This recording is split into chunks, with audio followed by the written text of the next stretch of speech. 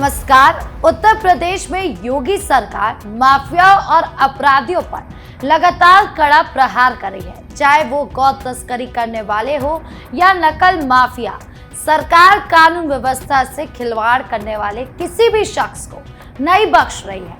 हाल ही में प्रयागराज में दो बड़े और कड़े एक्शन हुए। एक तरफ जहां अतीक अहमद गैंग के खिलाफ कार्रवाई करते हुए 166 करोड़ रुपए की अवैध संपत्ति कुर्क की गई, जिसमें मछली कारोबार की आड़ में चल रहा गौ तस्करी का धंधा भी शामिल था।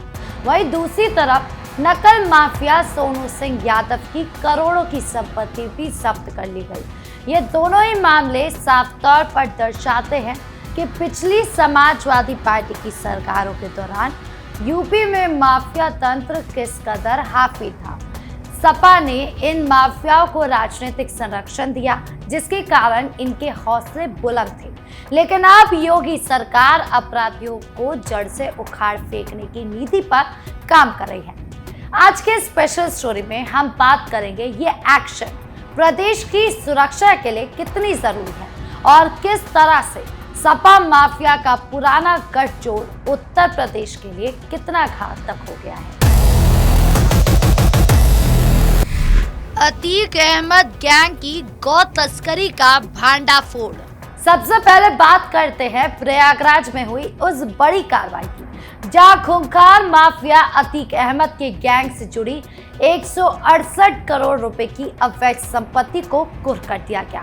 इस पूरे मामले में सबसे चौंकाने वाला खुलासा ये हुआ कि ये गैंग मछली व्यापार के नाम पर गौ तस्करी का बेहद घिनौना और काला धंधा संचालित कर रहा था। मछली ले जाने वाले कंटेनरों के भीतर छुपाकर गाय और बछड़ों की तस्करी की जा रही है। अतीक अहमद उत्तर प्रदेश का बेहद खूंखार और दुराचारी माफिया था, जिसे समाजवादी पार्टी का खुला और पूरा राजनीतिक संरक्षण हासिल था।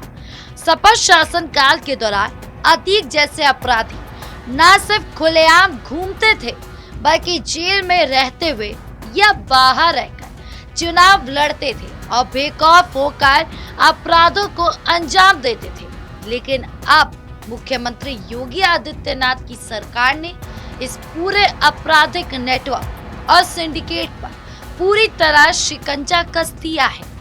प्रयागराज पुलिस ने गैंगस्टर एक्ट के तहत बड़ी कार्रवाई करते हुए अतीक गैंग की 168 करोड़ रुपए की अवैध संपत्ति को जब्त कर लिया है। जांच में सामने आया कि ये विशाल संपत्ति सिर्फ सामान्य जमीनों या मकानों की खरीद फरोख्त में नहीं बनी थी, बल्कि इसके पीछे गौ तस्करी का एक बहुत बड़ा और संगठित रैकेट काम कर रहा था। ये गैंग मछली के वैध परिवहन का बहाना बनाकर ट्रकों के भीतर चालाकी से गायों को छुपाता था और उनकी तस्करी करता था। इस अवैध धंधे के जरिए अतीक के गिरोह ने अरबों रुपए का मुनाफा कमाया। योगी सरकार ने इस पर सख्त रुख अपनाते हुए स्पष्ट कर दिया कि गौ तस्करी और गौवंश के खिलाफ अपराध करने वाले प्रदेश में किसी भी कीमत पर बर्दाश्त नहीं किया जाएगा। सपा का माफिया संरक्षण और उसका प्रभाव। उत्तर प्रदेश के इतिहास को देखें तो अतीक अहमद महज एक अपराधी का नाम नहीं था, बल्कि वह समाजवादी पार्टी की उस खास राजनीतिक संस्कृति का प्रतीक था जिसमें अपराधियों को बढ़ावा दिया जाता था। सपा के शासन में ऐसे कई बाहुबली और माफिया खुलेआम फले फूलते थे, क्योंकि उनके सिर पर सत्ता का हाथ होता था। मौजूदा योगी सरकार ने इसी खतरनाक और भ्रष्ट गठजोड़ को पूरी तरह से ध्वस्त कर दिया है। समाजवादी पार्टी की हुकूमत के दौरान प्रयागराज समेत समूचे उत्तर प्रदेश में कानून व्यवस्था बदहाल थी और माफिया राज चरम पर था। अतीक जैसे शातिर अपराधियों को केवल चुनावी लाभ और वोट बैंक के तुष्टीकरण के लिए इस्तेमाल किया जाता था। हत्या, जमीनों पर अवैध कब्जे, जबरन वसूली और गौ तस्करी जैसे गंभीर अपराध तत्कालीन सपा सरकार की नाक के नीचे धड़ल्ले से चलते थे। आज जब योगी सरकार जीरो टॉलरेंस की नीति के तहत इन अपराधियों की अवैध संपत्तियों पर कुर्की और बुलडोजर की कार्रवाई कर रही है, तो समाजवादी पार्टी के नेता द्वारा इस पर राजनीतिक बयानबाजी की जा रही है। लेकिन प्रदेश की जनता इस सच्चाई से भली भांति वाकिफ है कि ये कोई बदले की भावना से की गई कार्रवाई नहीं है, बल्कि उत्तर प्रदेश को पूरी तरह से अपराध मुक्त और सुरक्षित बनाने का एक बेहद जरूरी संकल्प है।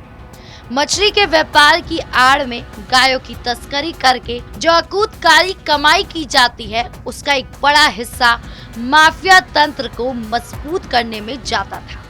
योगी सरकार ने इस पूरे आर्थिक सिंडिकेट की कमर तोड़ कर रख दी। नकल माफिया सोनू सिंह यादव पर कड़ा प्रहार। इसके साथ ही प्रयागराज से भी एक और बड़ी और जरूरी खबर सामने आई। परीक्षाओं की शुचिता को भंग करने वाले नकल माफिया सोनू सिंह यादव के खिलाफ प्रशासन ने गैंगस्टर एक्ट के तहत सख्त कार्रवाई की है। उसकी लगभग 60 लाख रुपए से अधिक की संपत्ति को कुर्क कर लिया गया है।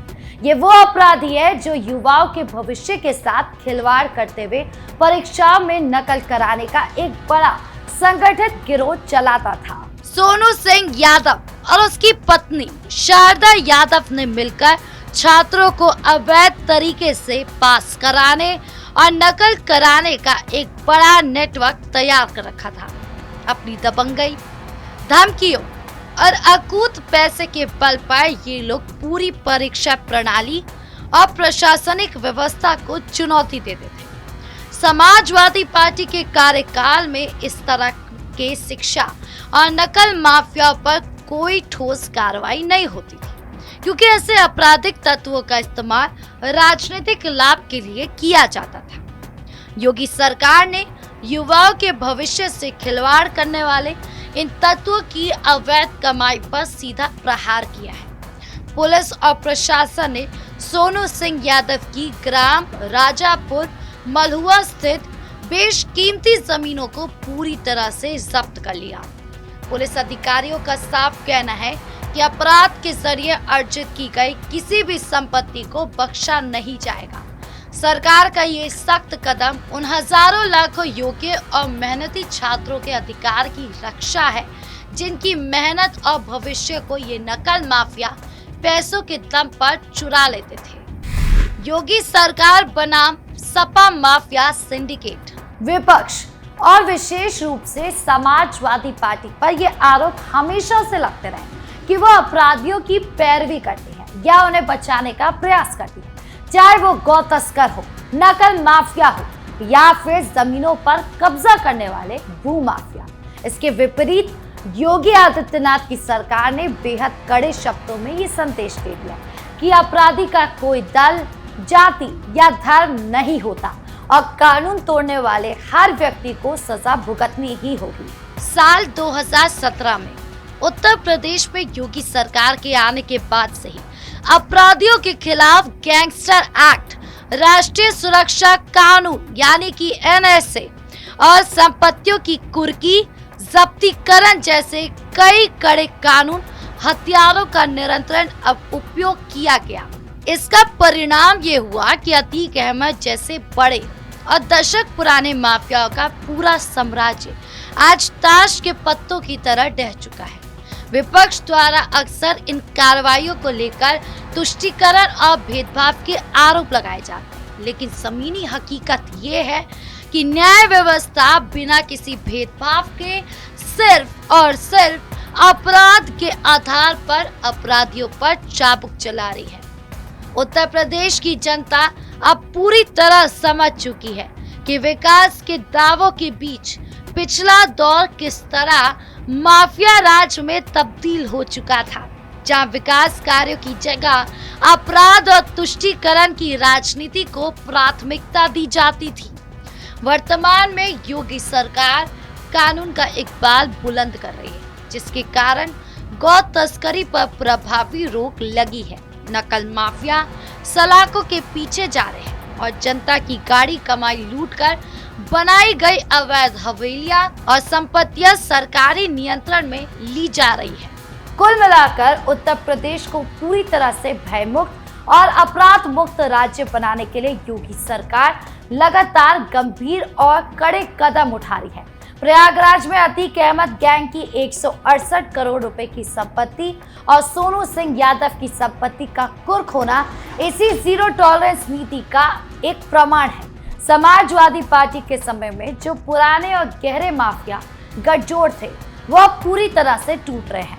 ये बिल्कुल साफ है कि अपराधियों की अपनी कोई जाति या मजहब नहीं होता, उनकी सिर्फ एक ही पहचान होती है और वो है उनका अपराध, जिसके लिए उन्हें कानून सख्त सजा मिलनी तय है।